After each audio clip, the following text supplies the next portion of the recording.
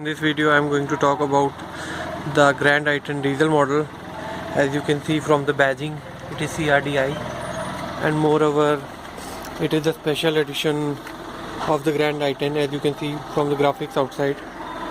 And moreover I have installed chrome lines on the front of the car,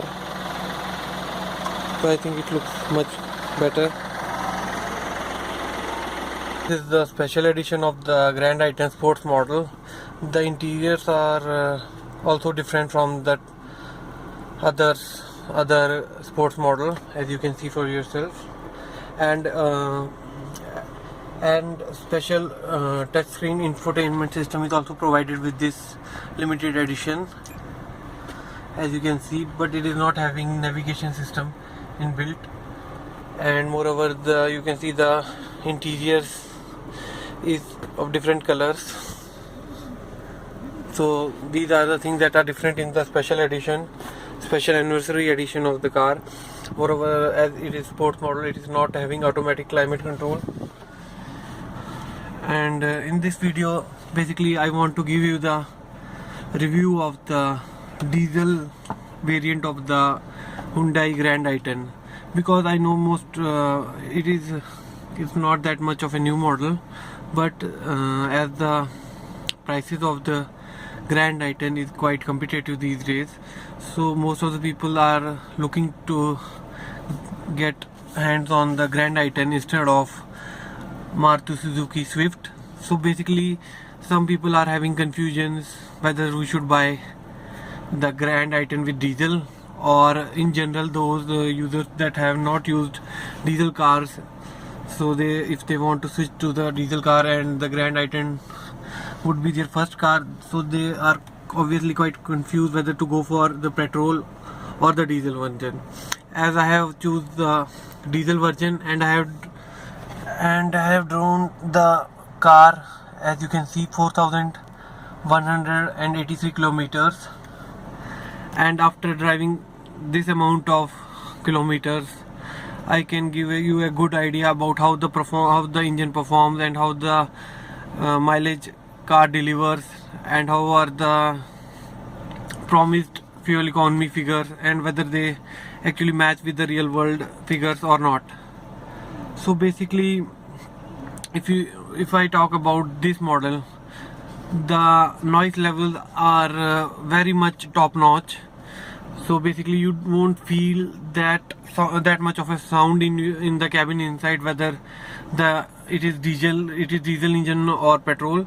So basically it makes sound, but the sound level is not that much which will irritate you if you are using petrol engines in the past. So the noise is not an issue with the Grand i10, because I have used Ford cars here and there, and I also used Chevrolet Beat, but the noise level of those cars were much higher than this car.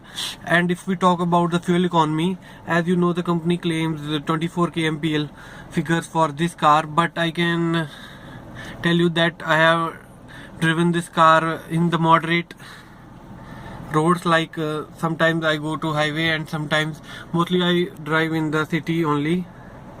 So after driving 4,000 kilometers, I can say, and I have observed it and I have calculated it multiple times, the figure that you will get from this Grand i10 in city would be approximately around 17 kilometers per liter. And if you go to highway and you will drive under 70 kilometers, so if you drive under 70 kilometers per hour, you will get at least 20 kilometers kmpl mileage from this car. And if you ask me about the performance of the car, I have driven the Ford Figo, and I have driven the even Chevrolet Beat. But one thing I like about the Chevrolet Beat, that the pickup of that car feels like it's really top notch, and the steering of the Chevrolet Beat I think is much better than this one. this steering is no doubt one of the good engines, but I don't know why, but the feel of the steering was much better on Chevrolet Beat, and the pickup was also something. I would have liked this engine to be like that also. So basically, if you ask me, in short, the engine of this car is quite smooth. Maybe it is not that much of a responsive engine as compared to other competitors like Swift or even the premium model i20, but for daily commuting and in the city driving, it is quite good, and you will never feel the lack of power in any cases. Maybe on highway, if you prefer to drive too much fast, maybe about 120 kilometers per hour, then you might feel the lack of some power. But in most of the cases, I can assure you that this engine is quite good, and it is performing quite nice. And so, as I discussed earlier, there is no problem with the car. Just the steering wheel is quite on the lighter side, so it's not a problem, but it's the thing how it is. And besides that, the gear shift is quite smooth and quite buttery. I have no problem regarding the gear shifting. And besides that, the clutch, brakes and everything else is quite optimum, as you would expect from the Hyundai car. If you ask me any cons about the car, I will tell the first con about this car is that the seats are not that comfortable if we compare it with say i20, but it is quite decent if we compare it with the Ford Figo or even Chevrolet Beat. It is on par with them, but it feels a bit of downgrade if we compare it to i20 and even Swift. But the rear seat space is quite good, as you might have heard about it from the other reviews that you have seen in the YouTube.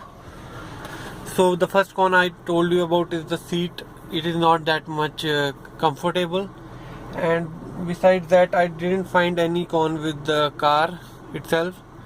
And the cooling of the AC is quite nice also, and the music system, or I can say the speaker system provided with the car, is quite good.